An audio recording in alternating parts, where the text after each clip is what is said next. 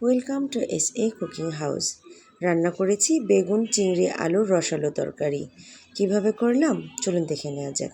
বেগুনগুলি দেখতে পাচ্ছেন কিভাবে কেটেছি, এরপর আলু কিউব করে কেটে নিয়েছি এবং চিংড়ি মাছগুলি ধুয়ে পানি ঝরিয়ে নিয়েছি। সেই সাথে বেসিক মশলা হিসেবে যা লাগে তা সবই রেডি করে নিয়েছি। তো একটি ফ্রাইং প্যানে দিয়ে দিলাম তেল, হলুদ এবং লবণ। এরপরে আলুগুলি আগে দিয়ে দিলাম, 3 থেকে 4 মিনিট একটু ভেজে নেব।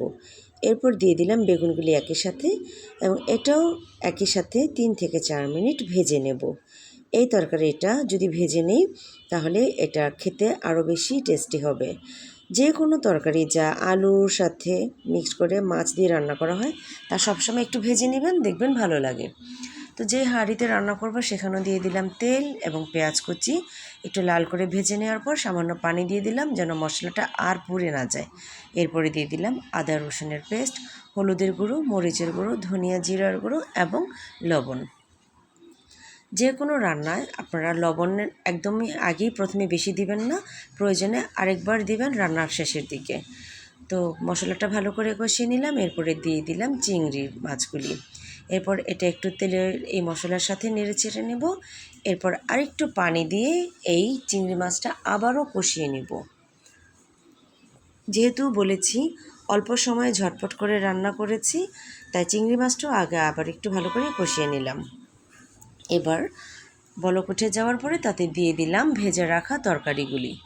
এই তরকারিটাও এই মাছের সাথে আবারও ভালো করে কষিয়ে নেব তেল ওঠা পর্যন্ত। রান্নায় তরকারি কষানো খুবই গুরুত্বপূর্ণ একটি কাজ। যদি ভালো করে কষিয়ে নেন আপনার রান্না অবশ্যই টেস্টি হবে, আর যদি মশলার ব্যালেন্স ঠিক রাখেন। তো এখানে যখন কষানো হয়ে গেল তারপরে দিয়ে দিলাম পানি। যেহেতু ভেজে নিয়েছি তরকারিগুলি আগেই, আবার কষিয়েও নিলাম মাছসহ, তাই রান্না করতে আর তেমন সময় লাগবে না। পরিমাণ মতো পানি দিয়ে টমেটো কুচি উপরে ছিটিয়ে দিলাম সুন্দরভাবে।